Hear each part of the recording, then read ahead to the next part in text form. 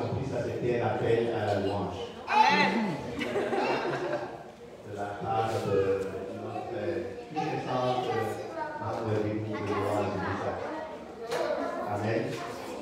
Alors je vais vous inviter à vous lever. On va louer le Seigneur ensemble. Quelle joie c'est d'être ici ensemble ce matin encore une fois. Aujourd'hui, nous sommes bénis. Nous avons une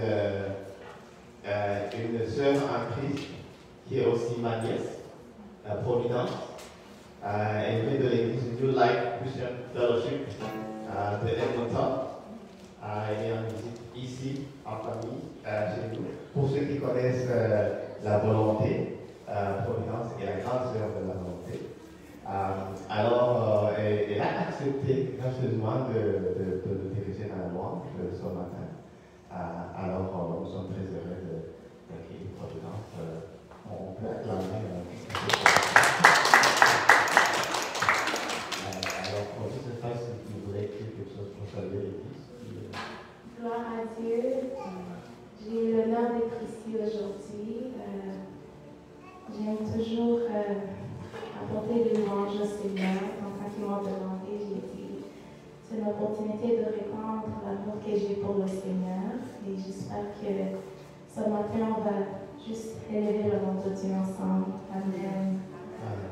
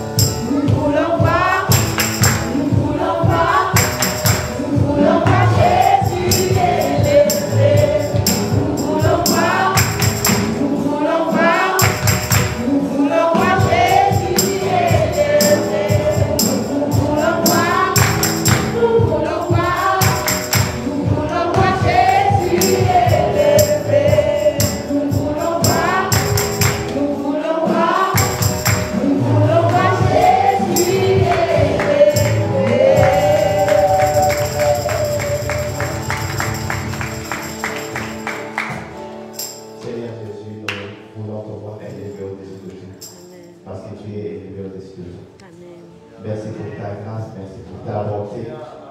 Merci pour le souffle de vie que nous avons ce matin. Merci pour ta présence, Seigneur. Merci parce que tu nous connais tel que nous sommes. Merci parce que tu nous connais plus que nous nous connaissons nous-mêmes. Nous sommes ici en ta présence, Seigneur Dieu Tout-Puissant. Et Seigneur, je prie que tu touches chacun de nous, Père Céleste. À la gloire de ton Seigneur. Amen.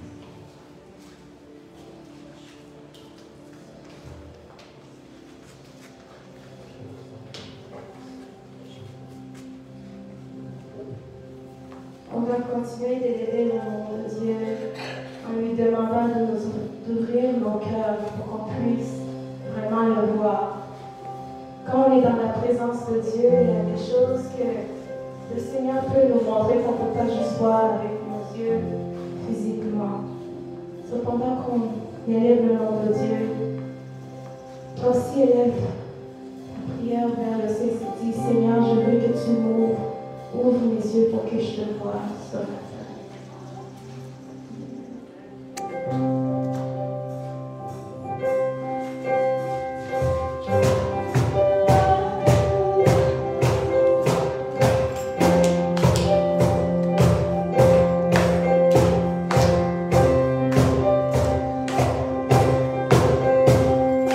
Ouvrez les yeux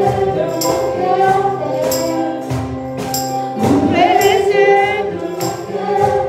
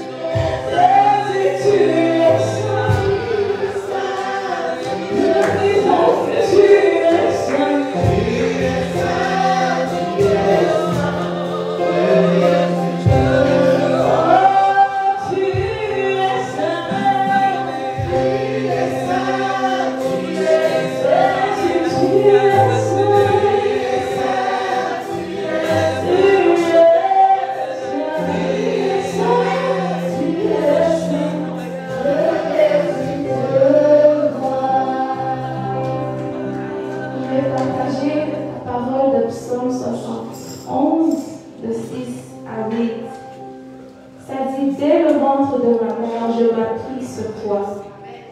C'est toi qui m'as fait sortir du sein maternel. Tu es sans cesse l'objet de mes louanges. Je suis plusieurs comme un prodige et toi tu es mon puissant refuge. Que ma bouche soit remplie de tes louanges et que chaque jour elle te glorifie. Même les cieux y proclament la gloire du ressuscité. Les oiseaux chantent le matin, proclamant le nom de Dieu. Nous aussi, on va continuer de faire la même chose en disant Jésus, tu es saint. Oui.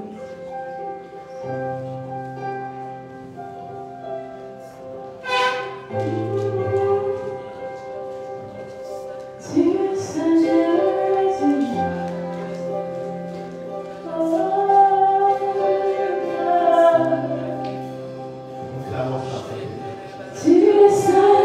tu es saint, tu es saint.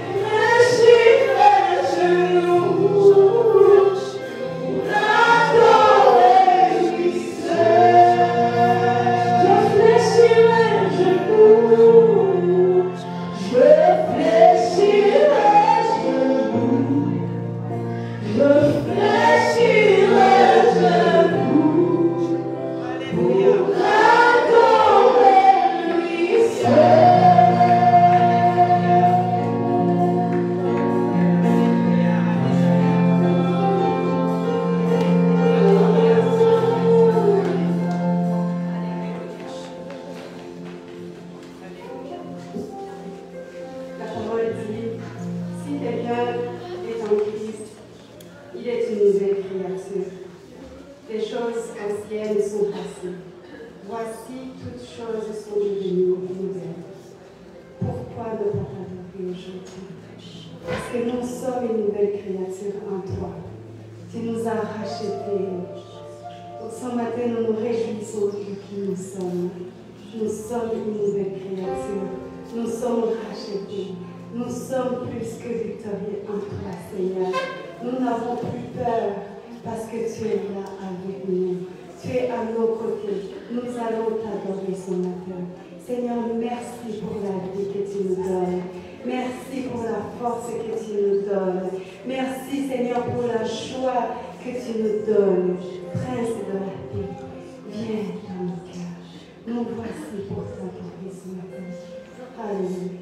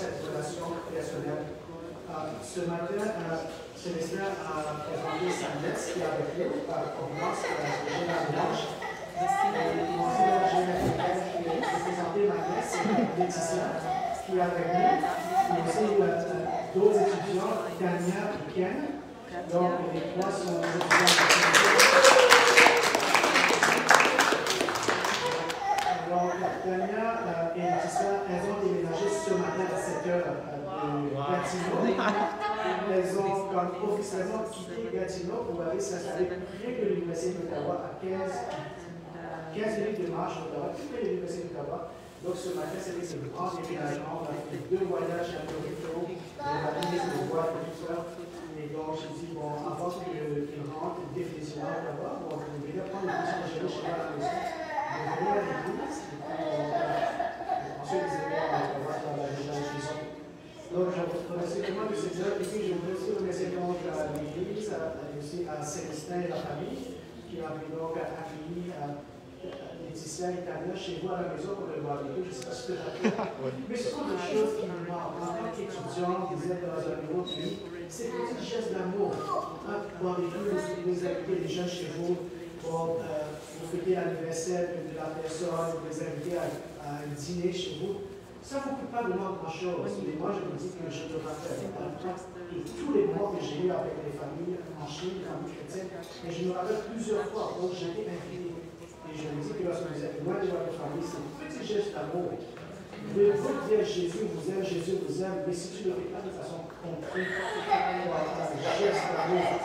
Donc je pense que c'est ça la chose la plus importante. Donc je voudrais donc encore une fois dire à Laetitia, vous avez une famille à Gatineau, une église ici qui vous accueille. Amen. Et donc, si vous dites de venir le dimanche, parce que vous avez le temps, je pense que certains d'entre vous vont avoir des contacts avec vous. Et sentez-vous vraiment à l'aise. Peut-être que vous avez une église, ça va être une église. Mais ce que je vous dis, c'est que d'avoir une famille en Christ, les gens qui vous entourent, c'est quelque chose de très important. Donc, je voudrais compter pour eux, parce que ils sont jeunes, ils sont étudiants, pour eux c'est la vie qui commence. Maintenant, ils vont vivre la vie, comment est-ce qu'on dit ça, la vie étudiante, la vie. Donc, vraiment, je veux que vous compreniez pour les histoires familiales ce matin. On va prier pour vous. Seigneur, je voudrais te remettre Laetitia, Tania et Ken qui sont venus ce matin dans ta maison, Seigneur.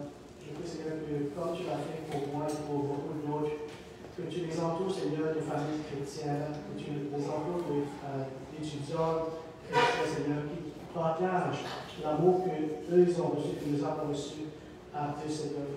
Et que leur séjour ici comme étudiants et lorsqu'ils vont continuer après, que le plus grand cadeau qu'ils puissent recevoir, Seigneur, c'est de te connaître Jésus, comme tu l'as fait pour moi. Seigneur, sois avec eux dans les études. Sois avec eux, Seigneur, pour toutes les années, Seigneur, à venir, Seigneur, et que les remettons entre tes mains. Et nous les accueillons, Seigneur, dans ta famille. Merci, Jésus. Amen. Amen. Amen. Merci, Paul.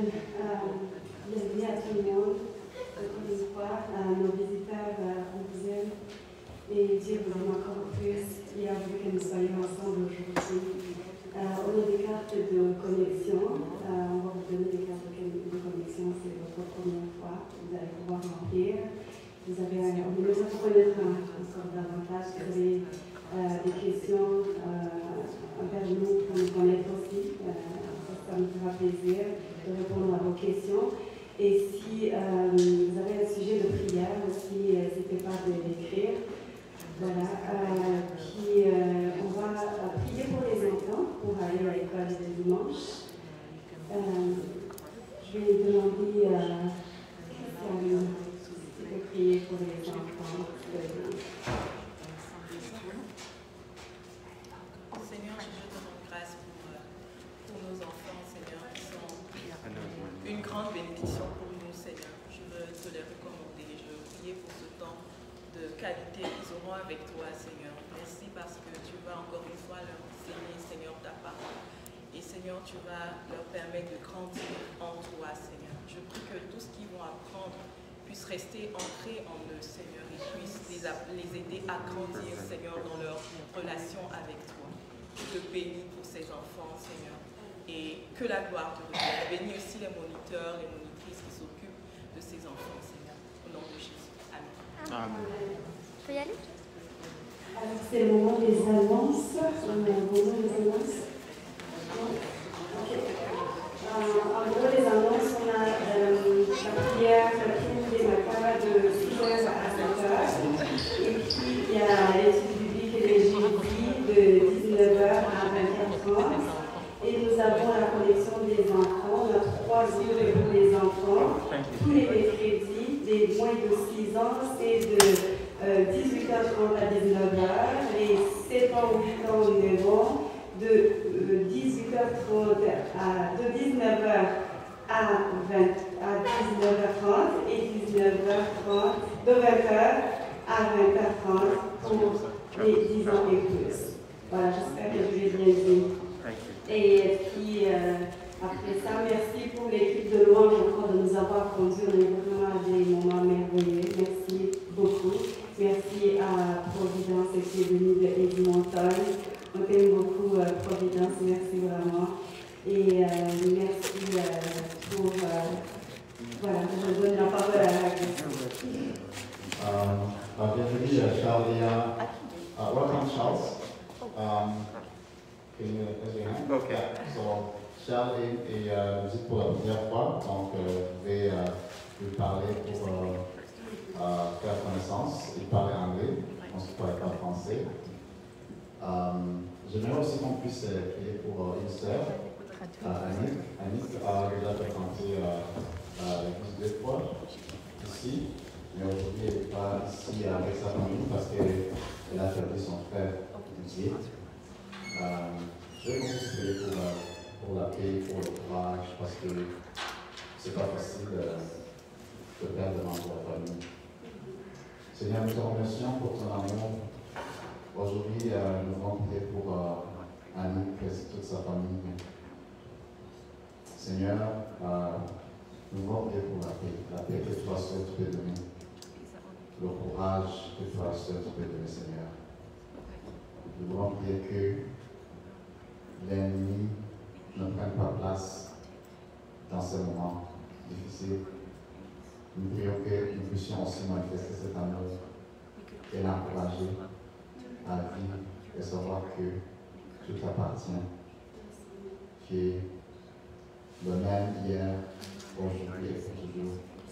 Même si les temps et les circonstances changent, toi tu ne changes pas. Amen. Aujourd'hui, nous avons le privilège de voir Hector et sa famille. Le système que nous avons ici, c'est son église qui nous a prêté ça depuis. Donc, nous sommes vraiment très reconnaissants. J'ai déjà fréquenté l'église. Hector et Regina, vous êtes vraiment des frères et sœurs pour nous. Et j'ai vraiment aimé la présence du Saint-Esprit dans votre église et surtout comment les gens cherchent à connaître. Et tu as été déjà ici, Hector, je pense 3 fois. Et chaque fois que tu as partagé la parole, le Seigneur nous a vraiment beaucoup édifiés. Aujourd'hui, je voulais vous donner la place pour que vous puissiez venir ici et partager ce que le Seigneur a mis dans vos cœurs. Amen.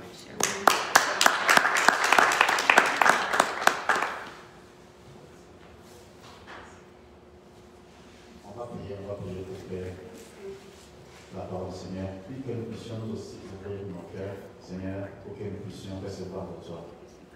Nous te remercions car cet homme, tu l'as créé. Et tu as un instinct pour lui. Et tu utilises énormément. Et nous voulons qu'aujourd'hui, Seigneur, la parole que tu as mise dans son cœur puisse sortir de sa bouche.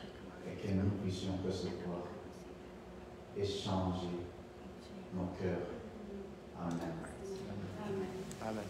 Merci beaucoup. Bonjour. Bonjour. Merci pour l'invitation. Je demandais à l'enfant qui passe 2 minutes pour vous dire bonjour et je vais vous demander aussi de m'aider à lire mon verset. Ça fait 15 ans qu'on est ensemble.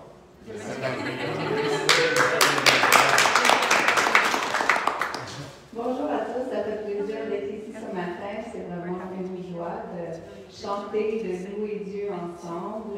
Et nous sommes contents d'être avec vous ce matin.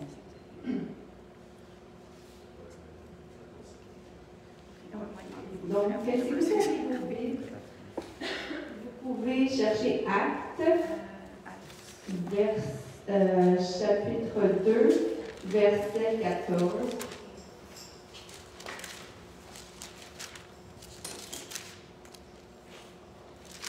Acte 2, 14 dit comme suit. Alors Pierre, Debout avec les 11, éleva la voix et énonça ce qui suit à leur adresse.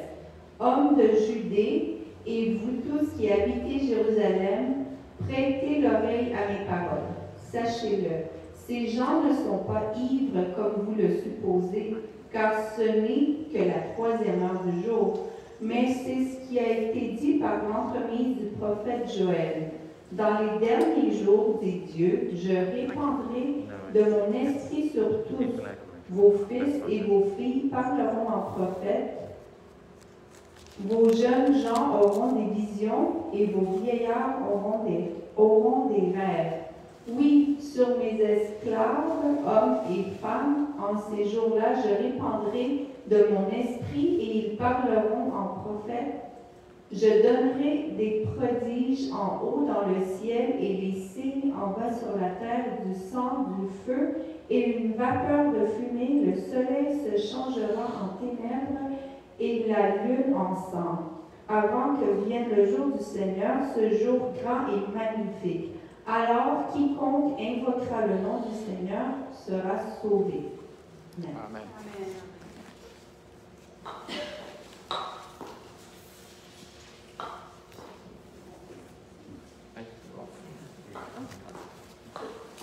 On a un peu la difficulté maintenant avec les masques. Ça fait à peu près un mois qu'on n'a plus de masque. On arrive ici, c'est comme, oh! Ça fait 1 an qu'on a déménagé. On a déménagé en plein COVID de Québec à Ontario. J'ai passé 16 ans à Québec. Ça fait maintenant 1 an que je suis en Ontario. J'ai passé 21 ans à Cuba. J'aime beaucoup écouter les témoignages comme le frère qui dit qu'il a connu le Seigneur en Chine. C'est incroyable comme Dieu est capable de rentrer dans des pays difficiles. Amen. Il y a des gens, il y a des hommes qui pensent qu'ils peuvent limiter l'évangile. Il y a des hommes qui pensent qu'avec notre doctrine, la philosophie, l'éducation, les communismes, des choses comme ça, peuvent bloquer l'entrée.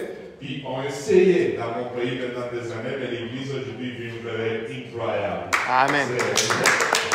On voit qu'il n'y a rien qui peut arrêter l'œuvre du Saint-Esprit, l'Évangile, il va se répandre jusqu'à la fin de la terre. Amen. Amen. C'est Canada. Il n'y a plus rien de nouveau. On est la preuve des accès. Aujourd'hui, je vais vous parler d'un sujet que je pense que dans certains temps difficiles, ça devient à la mode.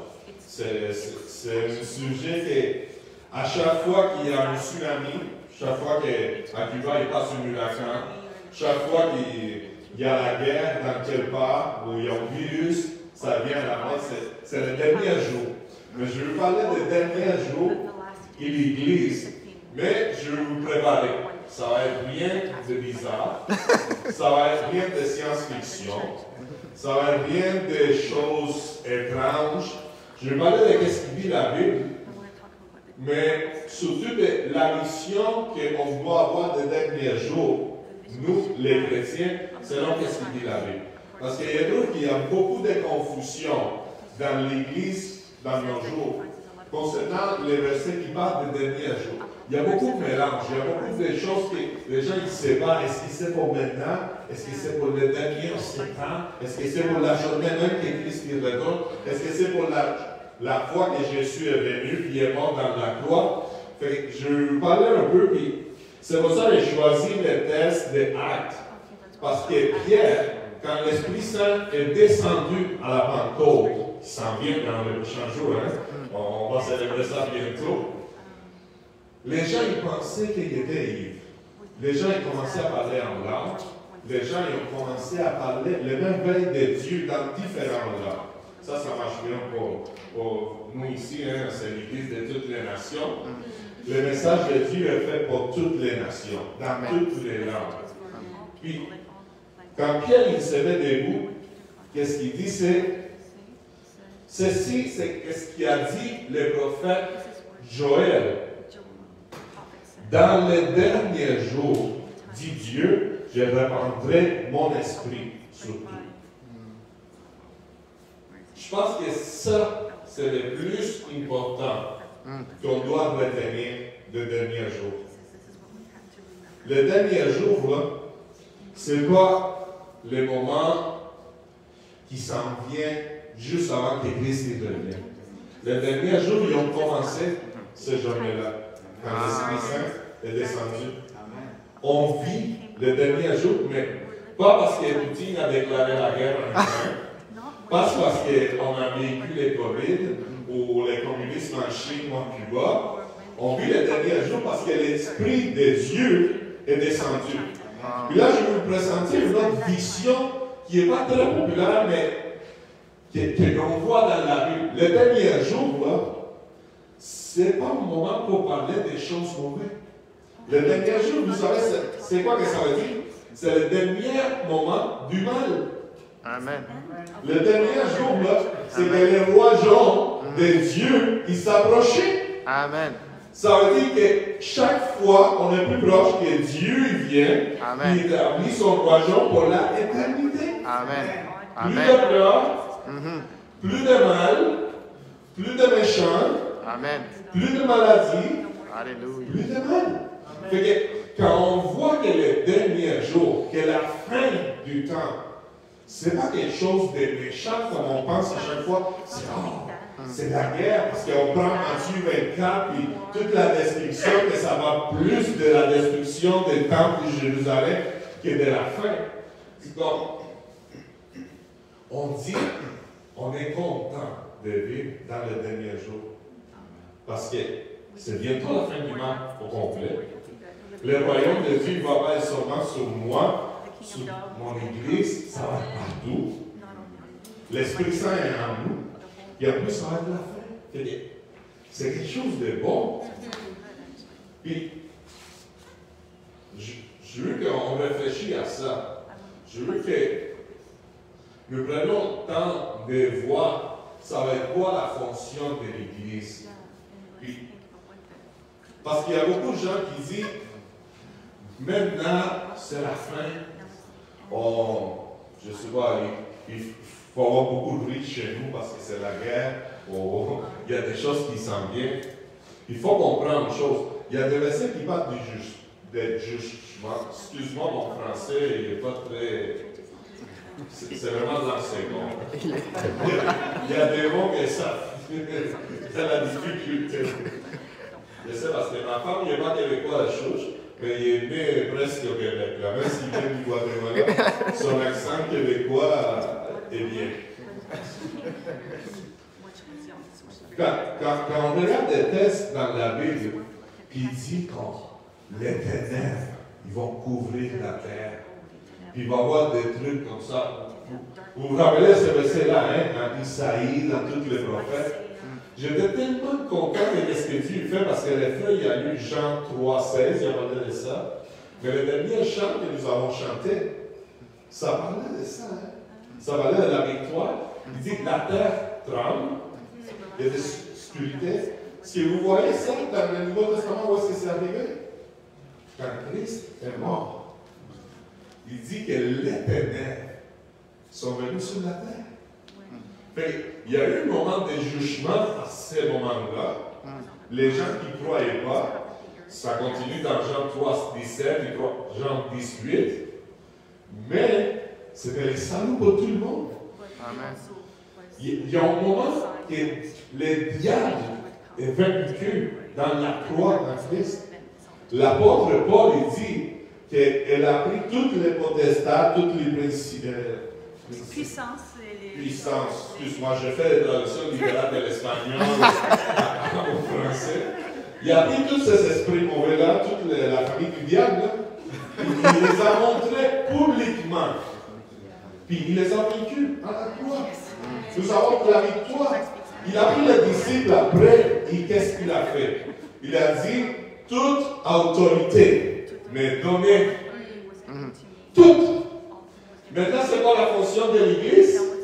Aller faire des disciples à toutes les nations, avec tous les accents, toutes les langues possibles. Amen. Parce qu'on a un message de bonnes nouvelles. Amen. Amen. Là, je vais faire une Amen. parenthèse. Amen.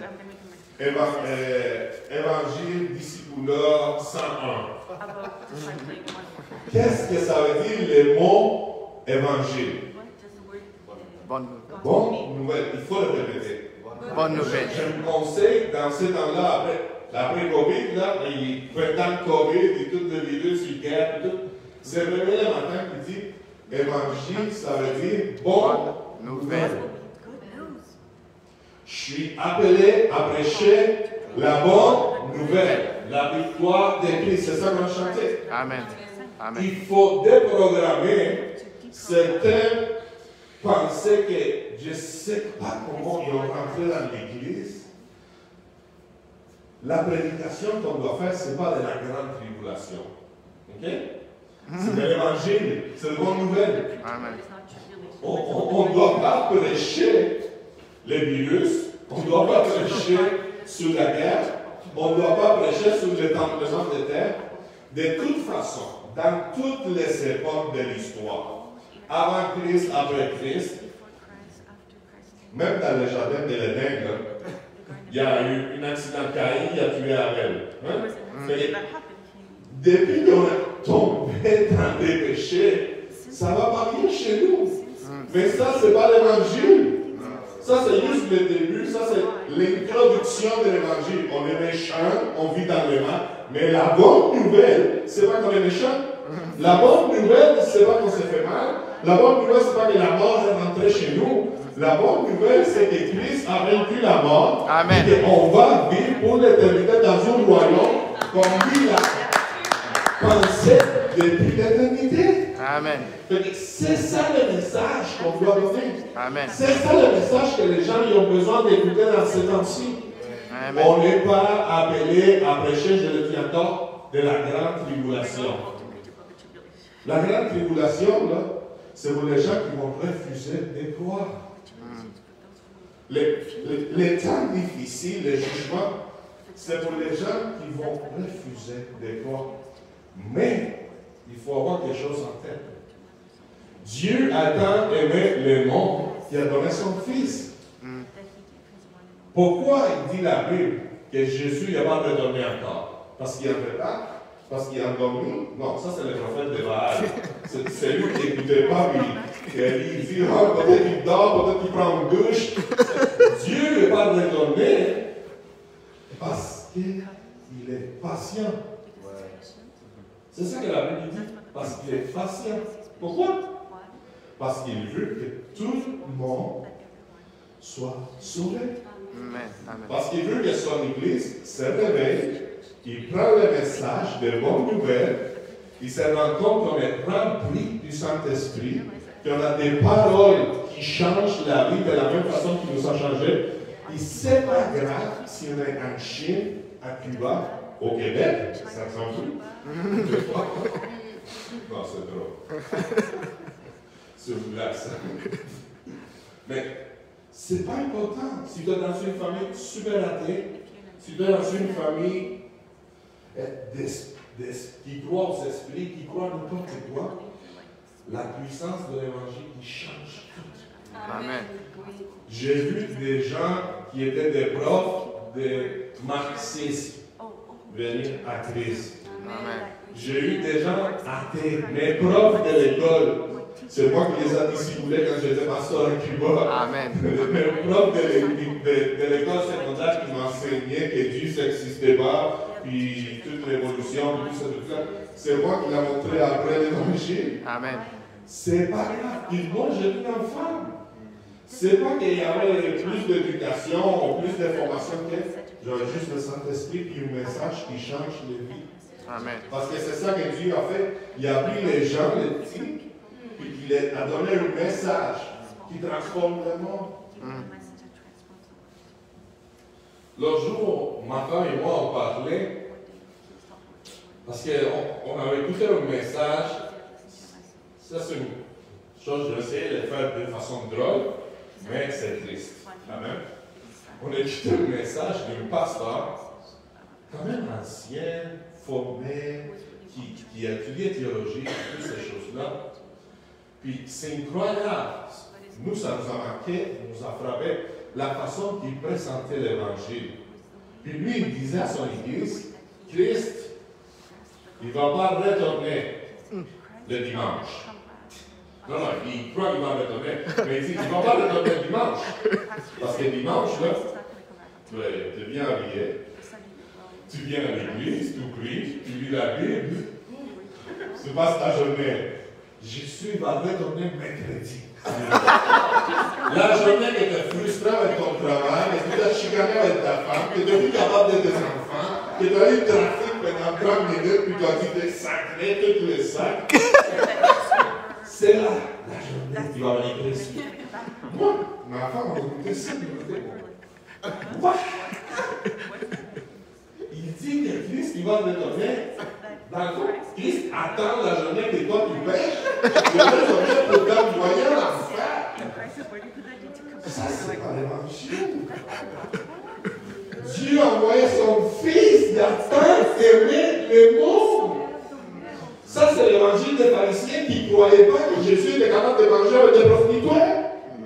Ça, c'est l'évangile des pharisiens qui ne croyaient pas qu'il était capable de rentrer avec le sachet. Puis parler avec lui, c'est un délinquant, un voleur. Il prenait les impôts, il volait les gens. Ça, c'est l'évangile de ces gens-là. Ça, c'est l'évangile des gens qui ne croyaient pas que la femme samaritaine était capable de changer et devenir une évangéliste qui prêchait l'évangile en Samarie. Même s'il était encore avec un homme qui n'était pas son mari. Il a dit, j'ai le nom qui va. Vous comprenez là? En français, c'est pas grave. Tu vas avoir soif là. C'est ça l'évangile. Mais Dieu, il dit la Bible, il attend que les gens ils viennent à Christ. Il ne vient pas parce qu'il attend que les gens ils viennent à Christ. Ça, c'est une mauvaise interprétation de que Jésus va te donner comme un voleur dans la nuit. Parce que les gens ils prennent ce verset-là et ils continuent de parler. Ils disent que c'est pas pour nous. Que nous, on est dans le jour, qu'on est dans la lumière. Pour nous, ce n'est pas une question de que Christ il va nous surprendre. Ça, c'est pour les gens qui sont en ténèbres. Mais c'est pour ça que Jésus nous a dit que nous sommes la lumière du monde. Et on ne doit pas se cacher dans les églises.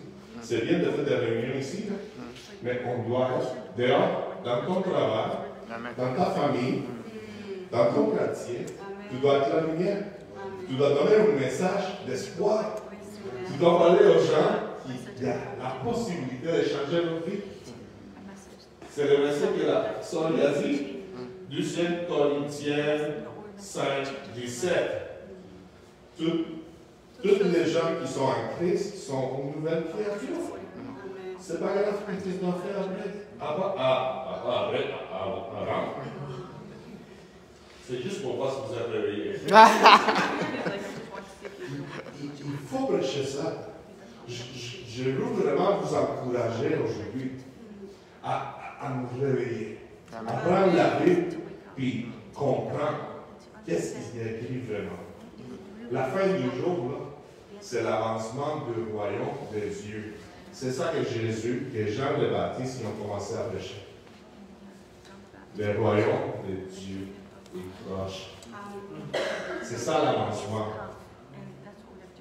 Et Christ, qu'est-ce qu'il a fait? Il a guéri les malades. Il a délivré les gens possédés. Il a enseigné. Il a sauvé les gens. Il passait partout. Il a envoyé ses disciples, il dit, maintenant c'est à vous, à répondre, c'est bon nouvelle. La vie peut être différente. Notre vie a été différente après Christ. C'est pas grave qu'est-ce qu'on avait fait. C'est pas grave qu'est-ce qu'on a vécu. C'est pas grave si on a grandi à l'époque, c'était la guerre froide, la guerre chaude, c'était Napoléon, l'Empire romain. C'est pas grave. Tous ces royaumes-là qui passent. Mais il y a un royaume qui est éternel.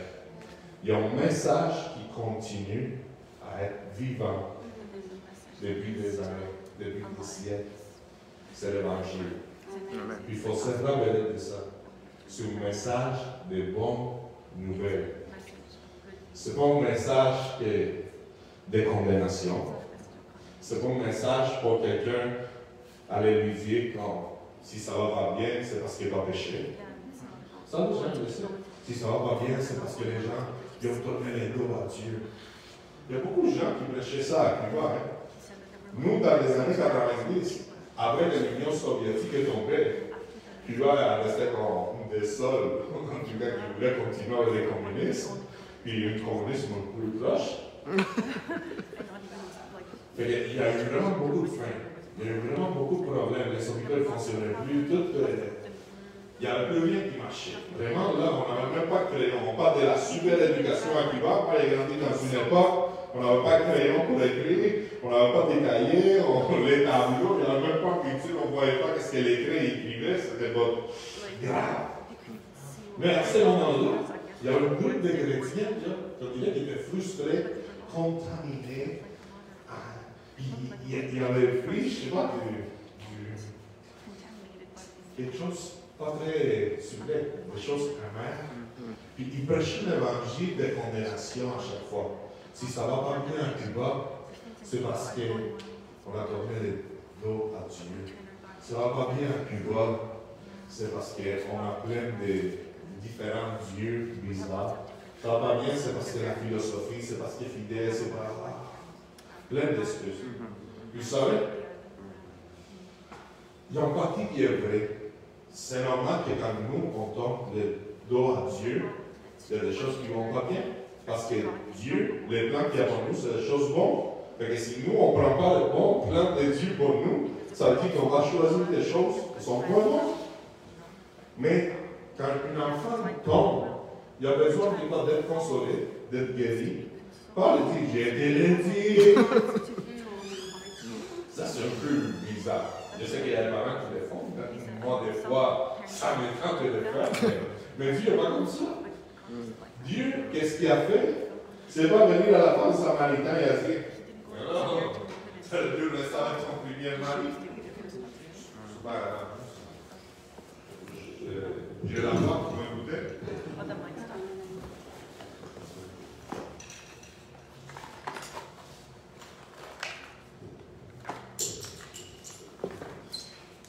C'est bonne question de dire aux gens, si ça ne va pas bien, c'est parce que tu n'as pas pris les bonnes décisions.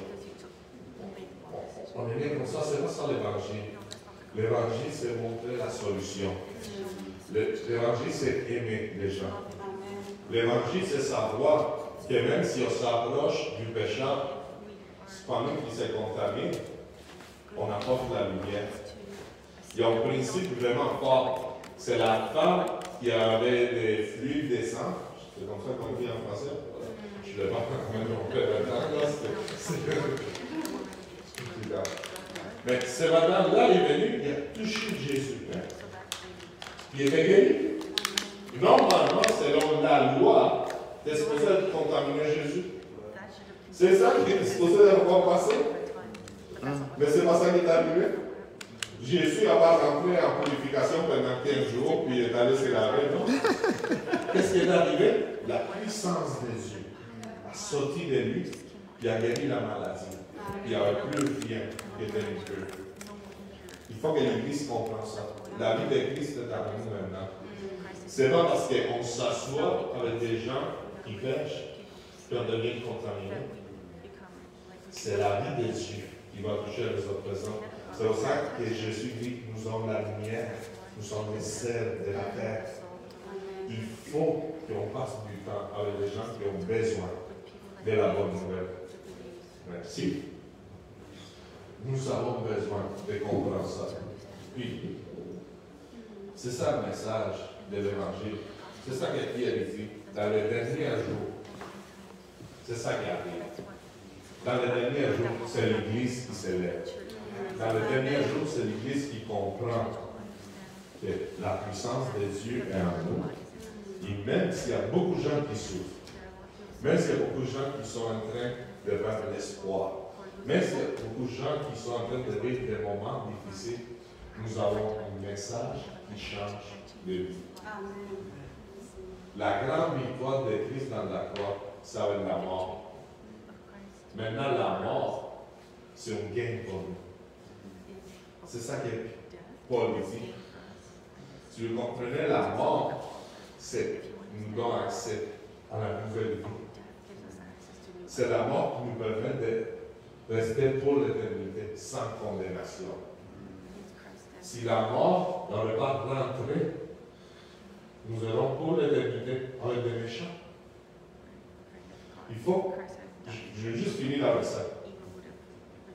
L'autre jour, j'étais en train de lire la Genèse encore, puis je vois que la mort, c'est Dieu qui a permis la mort quand l'homme a péché. Mais je me suis dit, c'était une bonne idée.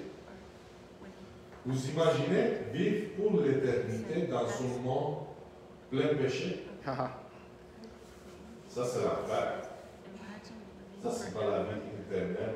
Ça, c'est l'enfer, l'éternité avec la souffrance. Fait que les plans de Dieu, c'est la mort. Avec Christ, la nouvelle vie.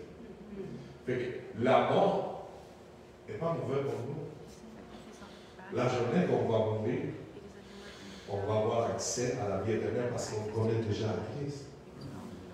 Puis le message, c'est qu'on peut se sauver, on peut avoir la deuxième chance que Dieu nous donne parce qu'on croit en Dieu.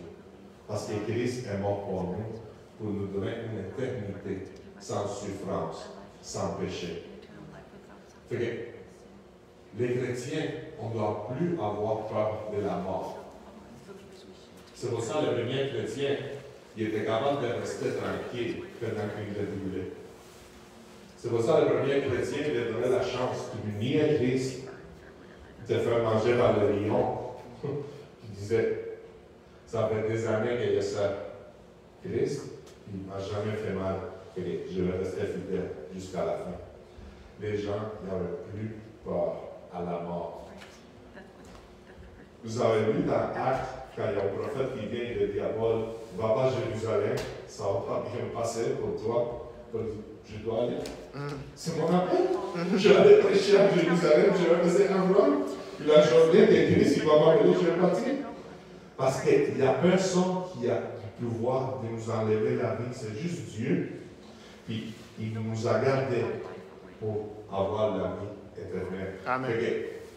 Pas peur de la COVID, pas peur de la Russie, pas peur des trucs atomiques, pas peur de rien. On a la vie éternelle. Amen. On a le message de bonnes nouvelles qui nous donne l'espoir, la joie, puis on peut continuer à partager ça. On doit continuer à partager ça avec l'aide du Saint-Esprit. Amen. Amen. Je veux prier pour vous. Puis, ma prière, c'est que ça arrive encore une Pentecôte dans notre vie. Ça, c'est quelque chose qu'on peut répéter à chaque fois.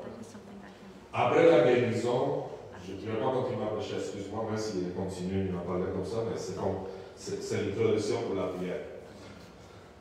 Après la guérison des paralytiques au temple, les principaux juifs, ils ont pris à Pierre et à quelqu'un d'autre, ils ont dit, arrêtez de parler au nom de Jésus. Et eux, ils n'ont pas fait attention à ce qu'ils ont dit.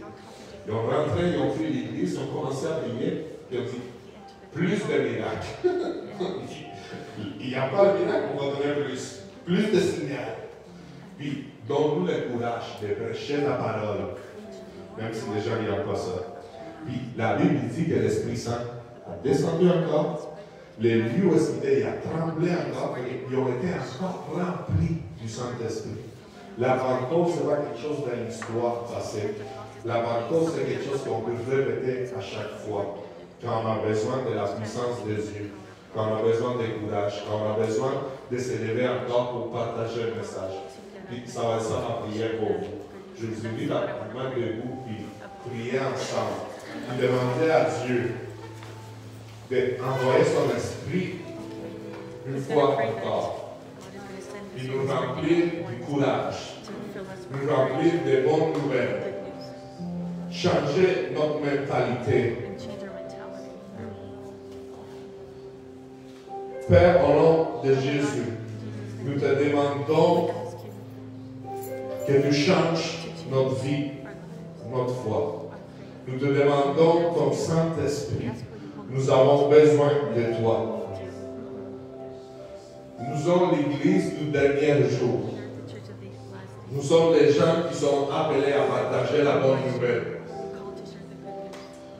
Nous avons de l'opposition, nous avons un monde qui partage seulement de mauvaises nouvelles, mais nous avons besoin de ton Saint-Esprit pour combattre ce courant, pour combattre la culture du mal, pour pouvoir prêcher ton évangile et que les gens y soient sauvés.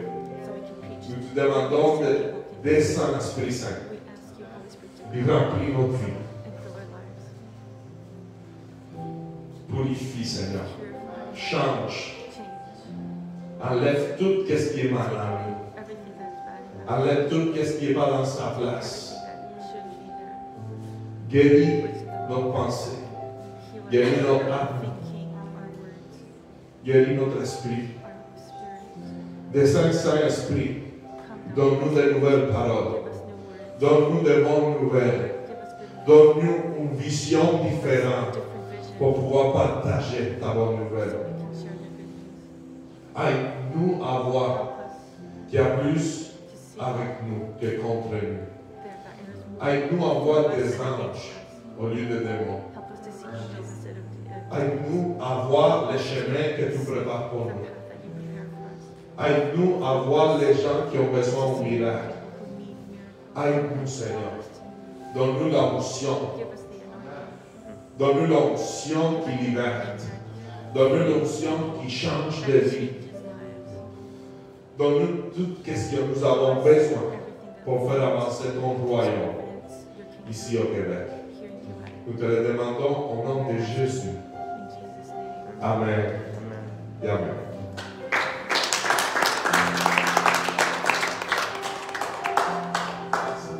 Merci beaucoup, mon frère. Merci beaucoup, merci tout le monde. Je ne vais rien ajouter. Jésus a parlé de Saint-Esprit qui a agi. Tout ce que je vous souhaite, c'est d'avoir une très belle semaine remplie de bonnes nouvelles.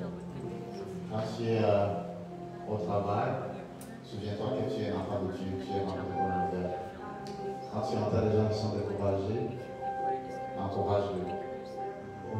Quand tu as des situations difficiles, prononce de bonnes choses dans ta vie. Nous ne sommes pas ici pour ajouter à de mauvaises choses qui se passent, mais nous sommes ici pour changer le monde. Et la première chose qui change, à mon avis, ce sont les paroles qui sortent de ma bouche. Ça peut vraiment déterminer si tout va aller bien pour une personne, pour nous. Alors partageons cette bonne nouvelle avec puissance, car toute autorité a été donnée à Jésus et qu'il nous a envoyés pour prêcher la bonne nouvelle. Merci. On se voit encore ce dimanche. Pas ce dimanche, le dimanche prochain. Et les activités continuent dans la semaine. Les prières de 6 h le matin. Et puis les enfants aussi ont leur programme mercredi. Puis on a le petit public jeudi soir à 19 h. Que Dieu vous bénisse. Amen.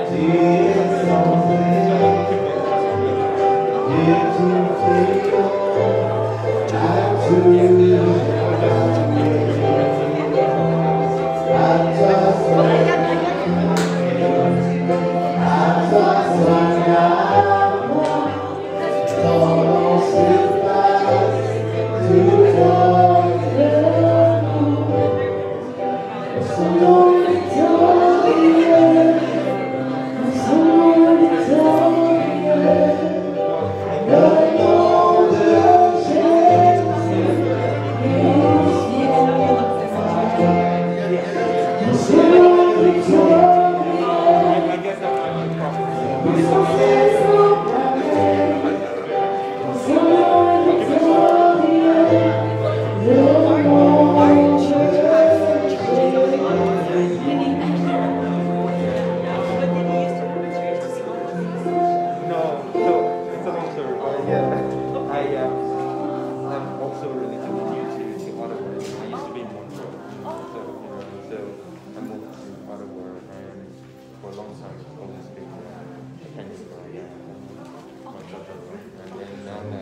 You're live.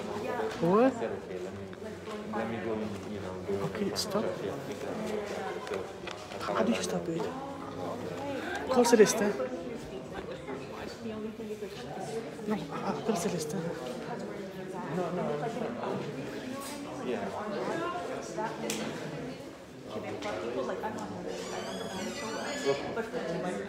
Sure, you're from where?